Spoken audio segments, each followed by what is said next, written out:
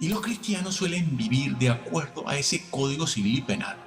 Y con ello nos llenamos la boca diciendo yo me porto bien. No, no te portas bien. Vives una vida buena de acuerdo a un código civil y penal. No vives una vida de santidad, que es otra cosa. Vives una vida buena, no una vida cristiana. Vives una vida como la viven muchos de acuerdo al código civil y penal y a la constitución de la nación. La respetas como todos, seamos o no creyentes. Porque hay cristianos que también matan, ¿no? Y también van a la cárcel. Bueno, pero vivir de acuerdo al mensaje ético, que no es otra cosa más que la santidad de Dios, es otra cosa, es una vida cristiana, no solo una vida buena. Es vivir de acuerdo a los pensamientos, motivaciones y actitudes e intenciones que Dios quiere que tengamos. Eso era lo que no tenían estos que fueron con su currículum, con sus expedientes de gran éxito. ¿Te das cuenta de ello? El Señor les dice: apartaos de mí, hacedores de maldad. Algunas versiones ponen y usan este vocablo maldad, otras ponen o usan el vocablo iniquidad. Y algunas versiones recientes incluso utilizan el verdadero vocablo griego que se usa allí en la Biblia, tal y como fue inspirada, que es anomia. Griego anomia, sí. Anomia es una palabra compuesta. Significa exactamente, sin ley. El Señor les está diciendo: apartaos de mí, hacedores sin ley. Se usa de una manera aquí ese vocablo griego para indicar que el significado al que se refiere es sin ley. Por eso se traduce maldad. Pero entiéndase que es maldad en el sentido de una persona que actúa sin la ley. ¿Cuál ley? No somos salvos por obra. No está diciendo eso del versículo, sino que el Señor está diciéndoles a ellos que han actuado sin tener en cuenta sus leyes morales, las que están en ese llamado Sermón del Monte o sermón ético y moral de Jesús, que repetimos, no es otra cosa más que el decálogo ampliado y mejor explicado. Como él dijo, por ejemplo, habló de la limosna el Señor, ¿no? La limosna. Nadie habla de la limosna en un púlpito hoy en día. Antiguamente sí, hoy a nadie se le ocurre. ¿Por qué? Porque eso debe ser cosa de judíos. El Sermón del Monte, cosa de judíos. Dios mío, ¿a dónde están llegando los exegetas, mejor dicho, los predicadores estos que arrastran multitudes? Que son buenos padres de familia, claro, y eso convence a cualquiera. Yo también lo soy, y tengo hasta nietos. Bueno, pues que el Señor habló de la limosna allí en ese mensaje. Dijo que había que darla. La limosna hay que dar, como dijo Jesús en cuanto a la limosna. Sí, la limosna, tenían que darla. Está en el Sermón del Monte, por cierto. Tenían que dar la limosna. ¿Con eso habían cumplido? No, Jesús dijo, no, ellos dan limosna. Hacen lo que yo les digo, pero no con la actitud y la intención con que deberían hacerlo. ¿Por qué? Porque cuando dan limosna, tocan trompeta para que todo el mundo los vea. Ya ha perdido eso su valor real, que tu izquierda no sepa lo que hace tu derecha. Como cuando oras, ayunas, no lo muestres. Nuestra justicia tiene que ser mayor que la de los fariseos. No podemos dar limosna en la misma manera en que lo hacían ellos. Es por ello también que algunas versiones, como decíamos antes, traducen de la manera en que voy a decir ahora.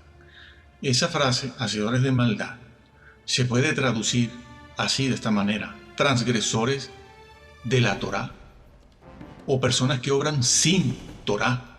Así están en algunas traducciones mesiánicas, y la traducción es correcta, sin que yo sea mesiánico. A cada uno lo suyo, al pan pan y al vino vino. Lo que está bien, y si algo está mal, está mal. Lo que nos interesa es la verdad.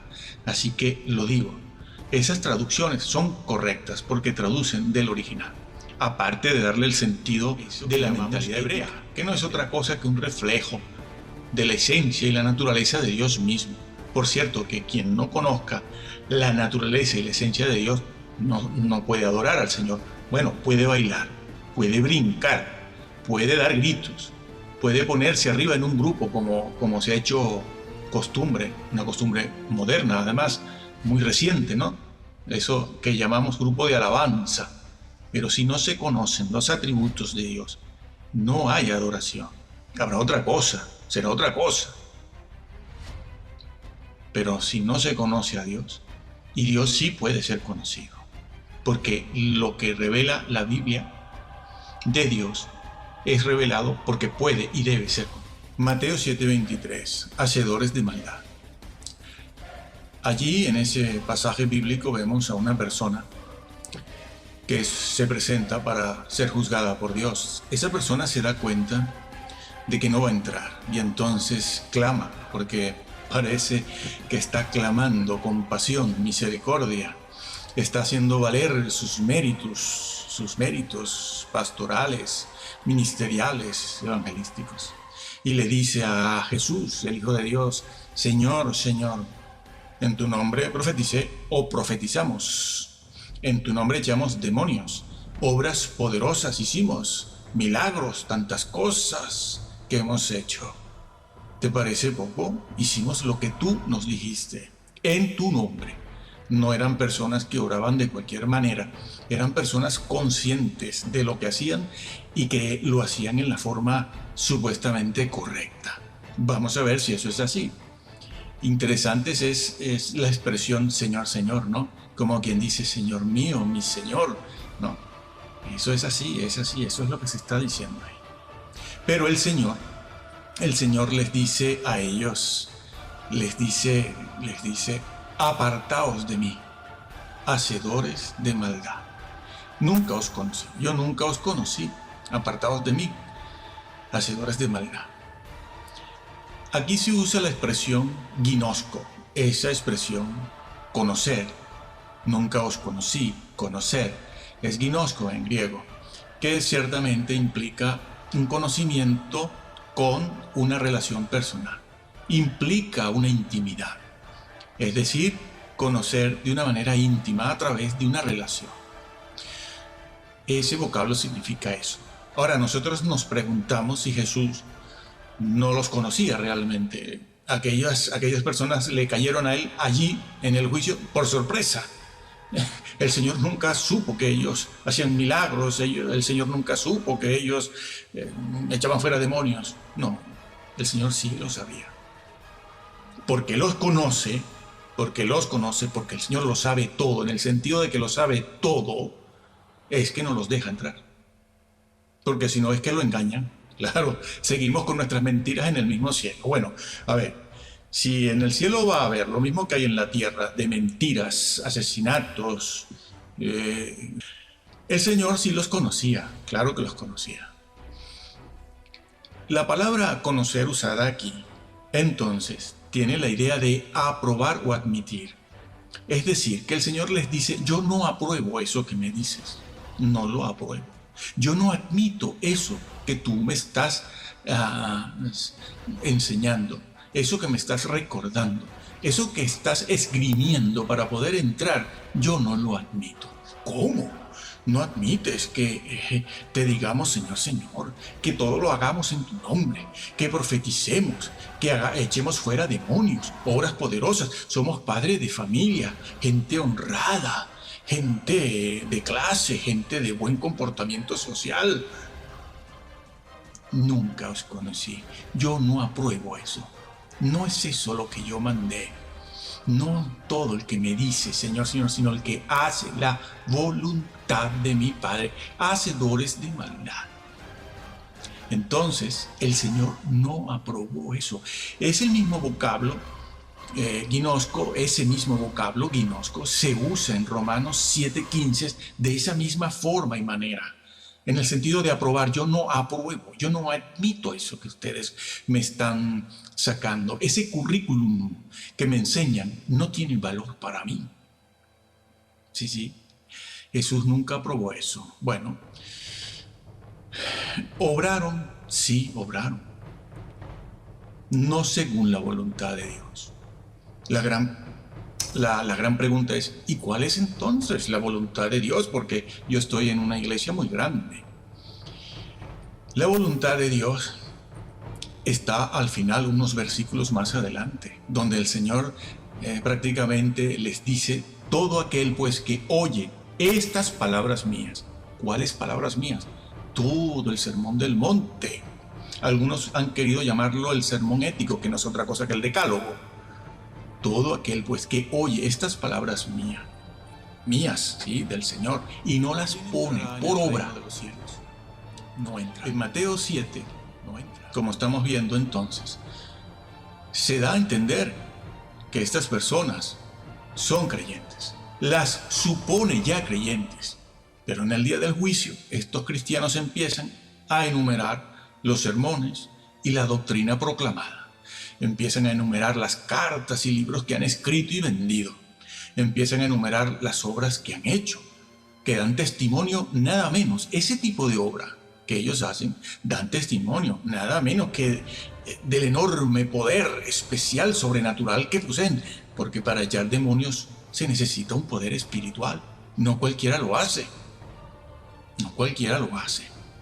Se necesita un poder especial, sobrenatural, arrojando demonios, realizando milagros.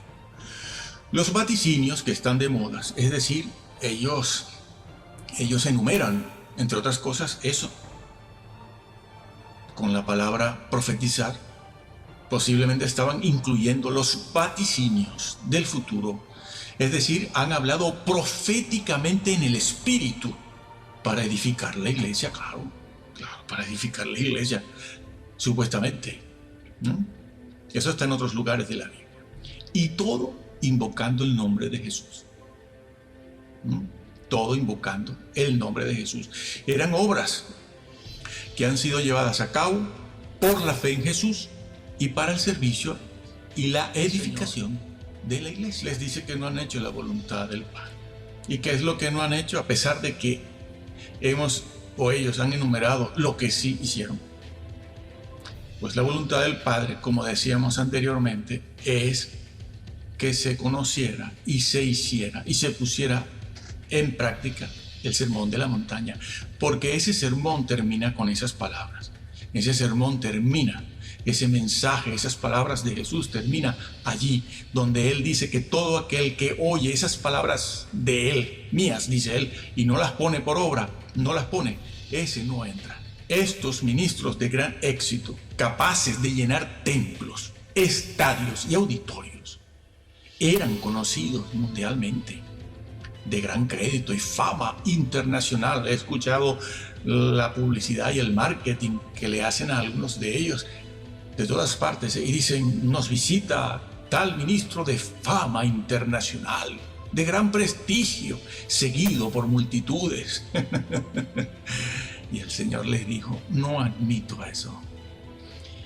En cuanto a la doctrina que ellos predican, cualquier cosa que ellos enseñen es creída. Claro, son buenos padres de familia, tienen hijos, van al colegio, aprenden idiomas, tocan el piano, el órgano, se les ve unidos, no son asesinos, se levantan a las 6 de la mañana, son personas trabajadoras. Dios no admite eso. Hay otra cosa, que es la que Dios sí admite. Estas personas, pues estos ministros de gran éxito, están en puestos de eminencia. Incluso llegan a amenazar a otros creyentes o ministros con su gran poder. Los amenazan con invocar el cáncer sobre ellos y otras cosas más, malos deseos, una actitud negativa. Bien, Jesús lo dice: el que no pone el sermón del monte, en el sermón del monte o de la montaña, o como quieren llamarlo hoy en día, el sermón ético, es el decálogo que le dieron a Moisés. El decálogo explicado y ampliado por Jesús. Ampliado. Cuando analizamos el sermón de la montaña, eso que está dicho allí por Jesús, esa ampliación, esa explicación que hace del sermón ético de la montaña, no es otra cosa que un sermón que habla de las actitudes de la persona, que eso no siempre se ve. Eso está escondido. Son palabras de Jesús que hablan de los pensamientos, nuestro diálogo interno con nosotros mismos. Eso no lo ve nadie sino Dios. No lo ve nadie. Ese mensaje habla de las motivaciones que reflejan nuestras intenciones verdaderas. Sí. Los cristianos, cuando vamos al templo cada domingo o incluso entre semana, no se nos ve por fuera nada. Porque las actitudes, los pensamientos, las motivaciones y las intenciones, la intencionalidad está escondida. Y eso es algo más que una moral y una ética. Pienso que el mensaje, el Sermón del Monte, se puede llamar el sermón ético de Jesús. Sí, es verdad, pero es algo más que eso. Es algo más que ética, es algo más que moral. Es santidad. Porque ética y moral es algo que está contenido en el Código Civil y Penal de cada nación, por lo menos las occidentales. Y los cristianos suelen vivir de acuerdo a ese Código Civil y Penal. Y con ello nos llenamos la boca diciendo yo me porto bien. El decálogo es el reflejo de la esencia misma de Dios. La esencia, la naturaleza, digamos para entenderlo, la naturaleza moral de Dios. La esencia está en el decálogo. El decálogo, por lo tanto, muestra la santidad. Eso que llamamos ética y moral es la santidad de Dios. Y eso se ve reflejado en el decálogo. Para Dios es muy importante, mucho más, más que los hechos, las actitudes, los pensamientos. Anomia es una palabra compuesta. Significa exactamente, sin ley. El Señor les está diciendo, apartaos de mí, hacedores sin ley. Se usa de una manera aquí ese vocablo griego para indicar que el significado al que se refiere es sin ley. Por eso se traduce maldad. Pero entiéndase que es maldad en el sentido de una persona que actúa sin la ley. ¿Cuál ley? No somos salvos por obra. No, no está diciendo eso el versículo, sino que el Señor está diciéndoles a ellos que han actuado sin tener en cuenta sus leyes morales, las que están en ese llamado Sermón del Monte o sermón ético y moral de Jesús, que repetimos, no es otra cosa más que el decálogo ampliado y mejor explicado. Como él dijo, por ejemplo, ese es el vocablo usado aquí, anomia o anomía, sin ley, que se suele traducir por iniquidad o injusticia. Se puede traducir por injusticia.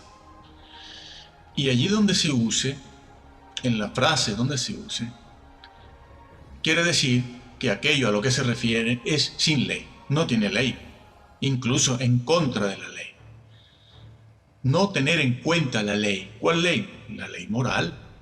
Eso que llamamos ética, que no es otra cosa que un reflejo de la esencia y la naturaleza de Dios mismo. Por cierto, que quien no conozca la naturaleza y la esencia de Dios no puede adorar al Señor. Bueno, puede bailar, puede brincar. Se refiere pues a este vocablo a personas que no tienen en cuenta la ley de Dios. No es un vocablo usado para hablar del mal en general.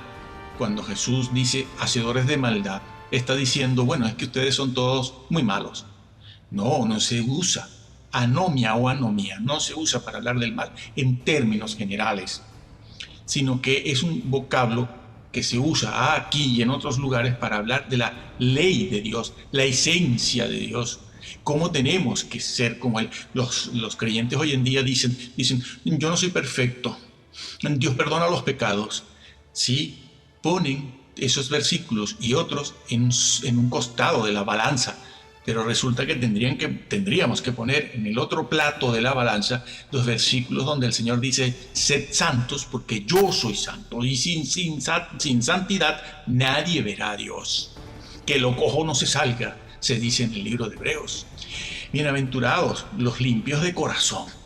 Pero hoy en día la soberbia cristiana evangélica es tal que los creyentes se dan el lujo de bofetear a Dios diciendo, yo soy pecador, yo puedo pecar, el Señor me perdona porque yo perfecto no soy. Pues el Señor ordenó la perfección. Sed santos porque yo soy santo. Bien, en la Biblia no siempre es lo mismo pecado que maldad o pecado que iniquidad. No siempre es lo mismo maldad que injusticia. No, en la Biblia no. No hagamos sinónimos a todos estos vocablos, porque en el original son vocablos diferentes, con sus matices, algunos de ellos. Así que aquí, en este pasaje de Mateo 7, esa frase, ahora la frase, no solo la palabra, la frase, hacedores de maldad, hacedores de sin ley, hacedores de anomia, no se usa para indicar un estado o una conducta pasiva o de simple ignorancia. El problema aquí no es la ignorancia, ni una conducta pasiva, sino se trata de una acción expresa y determinada, a conciencia. Ellos decidieron no tener en cuenta el Sermón del Monte, las intenciones, las motivaciones, no las así están en algunas traducciones mesiánicas, y la traducción es correcta, También se puede traducir como hace alguna versión, ustedes, Jesús hablando, ustedes que violan las leyes de Dios, las leyes de tipo moral, ético, que no es otra cosa que la santidad de Dios. Bien, es decir, que lo traducen así porque lo que se quiere decir ahí es que ellos no obraban según lo definido en el sermón de la montaña o del monte. Estos ministros, de los cuales ahora abundan muchísimos, la mayoría, estos ministros no ejercían su pastorado y su ministerio en el espíritu del sermón, pues no lo hacen en ese espíritu. Son ministros que hacen muchas cosas, son padres de familia, pero no lo hacen todo con la motivación, la intencionalidad necesaria. Fueron indiferentes a la ley de Dios y su santidad. Dios está muy preocupado por la santidad. Estas son personas que llegaron al día del juicio esgrimiendo un currículum humanamente de un gran éxito, pero eran personas que habían perdido de vista muchos pasajes que hablan de la ley de Dios como tutor y de la ley de Dios que cumple el amor y la justicia. No hay ley que condene, porque quien cumple la ley, cumple el amor. No existe amor sin ley, ni ley sin amor. Si no, léanse 1 Corintios 13. El amor es sufrido, el amor es todo lo cree, todo lo puede, todo lo soporta, no se envanece, no se pone primero que los demás. Pasa desapercibido. A ver, ¿quién quiere hacer eso? ¿Qué creyente hoy en día hace eso? Eso y mucho más.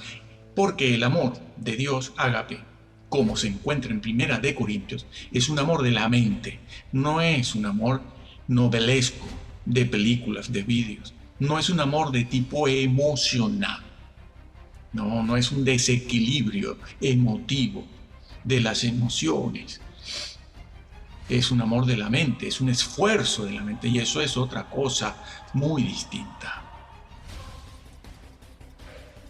Bien, ellos no actuaron de acuerdo a lo definido en el Sermón del Monte, viviendo un estilo de vida vacío en relación a la obediencia, a la Torá, como hacen o traducen. Debe tomarse en cuenta lo que Jesús dijo en este mensaje. Lo dijo: si vuestra justicia no fuere mayor que la de los fariseos. Salvación por obras, esto no puede ser. No, sí puede ser. El Señor lo dijo, hablando del Sermón del Monte. Y esto fue lo que olvidaron los que se presentaron a juicio delante del Señor en Mateo 7, 21, 22, 23. El Señor lo había dicho: si vuestra justicia no fuere mayor que la de los fariseos. No está hablando solo de salvación por obras, no está diciendo que los ritos y otras leyes de carácter higiénico, que son necesarias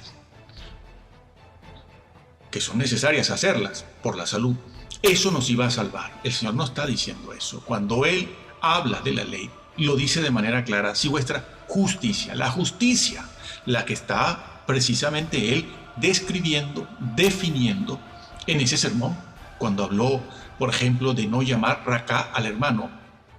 Cualquier persona que llame racá al hermano, es decir, se ensaña contra el hermano de manera definitiva, permanente, se hace objeto del fuego del infierno, por muy salvo que sea.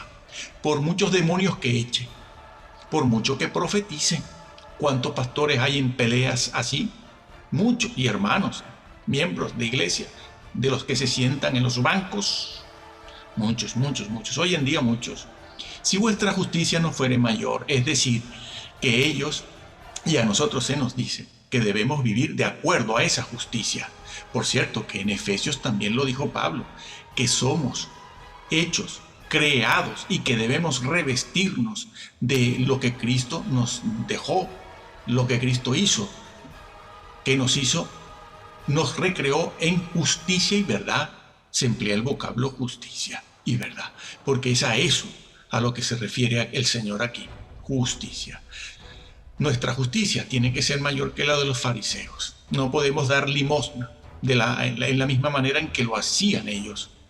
No podemos hacer otras cosas simplemente por hacerlas de manera externa, de manera formal. No, se han de hacer con la debida motivación, porque si no, no tiene valor para entrar en el reino. Eso hay que hacerlo, y si no, no entramos, como estamos viendo.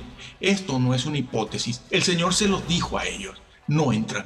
No admito esa clase de obras si no están basadas en el sermón de la montaña, en las motivaciones, intenciones correctas. Por eso el Señor dijo, y se lo dijo a sus discípulos: si tu pie te es ocasión de caer, córtalo para que entres.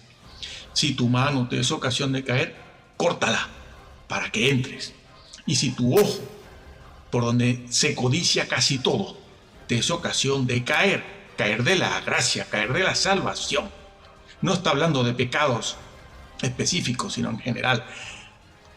Saca tu ojo, sácalo, todo lo que te sea, sácalo. Ocasión de caer. Si caes es porque estás arriba, estás ubicado en una posición de privilegio. Córtalo para que no caigas, para que no pierdas esa posición y condición de privilegio, que no es otra cosa a la que se refiere Jesús, sino la salvación. Se refiere a eso, para que no caigas de ahí. Eso es lo mismo que le dijo y lo que sucedió con el rico y Lázaro. El rico glotón de Lucas 16 se lo dijo. A Moisés y a los profetas tienen, salvo por obras.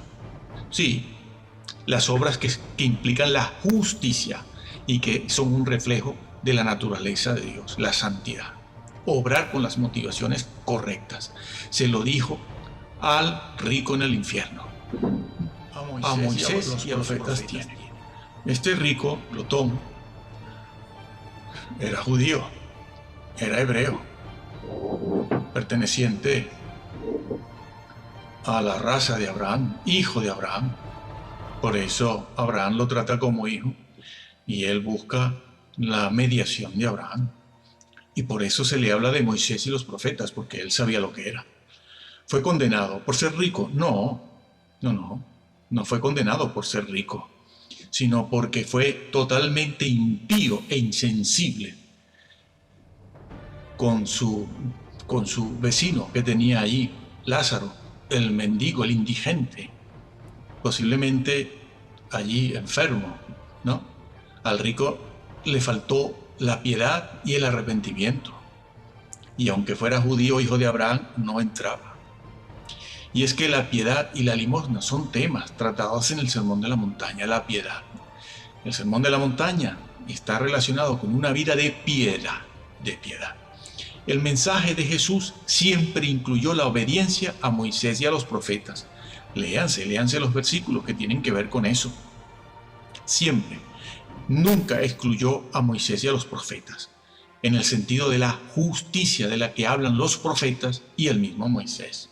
Aparte de que Moisés y los profetas hablaron del Señor mismo. Aparte de eso. Así que téngase en cuenta esto, que el mensaje de Jesús incluyó a Moisés y a los profetas. No es que Jesús le esté diciendo al rico solamente que se tiene que ser salvo por obras, lo cual es cierto, pero en cuanto a las obras de justicia, que él tampoco tomó en cuenta, porque ellos pensaban, como se piensa hoy en día en las iglesias, que si eres rico es porque agradas a Dios. Y si las multitudes te siguen es porque Dios está contigo. cuando resulta que es todo lo contrario. De lo que se trata es de obedecer al mensaje de justicia y misericordia de los profetas. Porque los profetas, el mensaje que tenían era de arrepentimiento, justicia y misericordia. Y hacer eso, escuchar a los profetas y escuchar a Moisés, no es judaizar. No es judaizar. No se trata de eso. No está hablando el Señor de eso, de judaizar. Cuando le dice Moisés y los profetas, como está registrado también en otras partes de la Biblia, no es judaizar. Jesús completa más bien el mensaje de Moisés y los profetas, lo completa. Le da un significado aún más profundo, el verdadero, el que es. Y sin eso no se entra, no se puede entrar. Recuérdese que este mismo episodio de Mateo 7, 21, 22 y 23 está en el Evangelio de Lucas, el capítulo 13. Cuando le preguntan al Señor, Señor, ¿serán pocos, serán muchos los que entran? ¿Y qué les dijo el Señor? El Señor les dijo, bueno, no pasa nada con que tengan fe en mí, ya está todo hecho. No.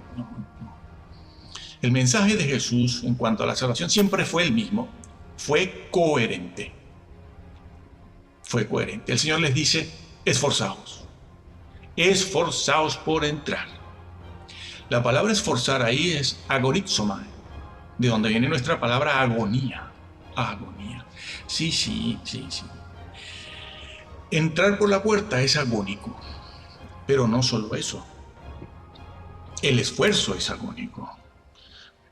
El esfuerzo es tal que se hace una agonía, sino que además el camino también es agónico. Sí, es estrecho, estrechísimo.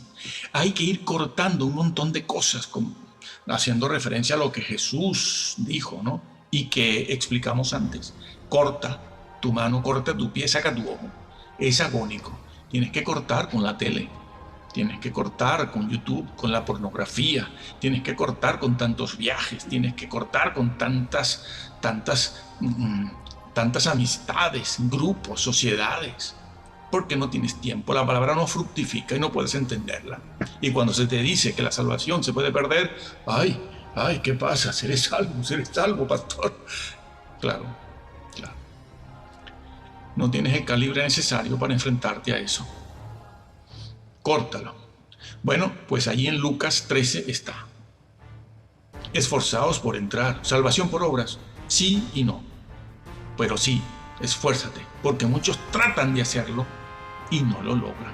Tratan de hacerlo toda su vida, pero toda su vida se diluye en afanes, glotonerías, deleites, placeres, deportes y toda una serie de cosas contemporáneas que restan el tiempo, restan la fuerza, la energía, el poder mental, la voluntad, y la persona pues vive una vida cristiana mediocre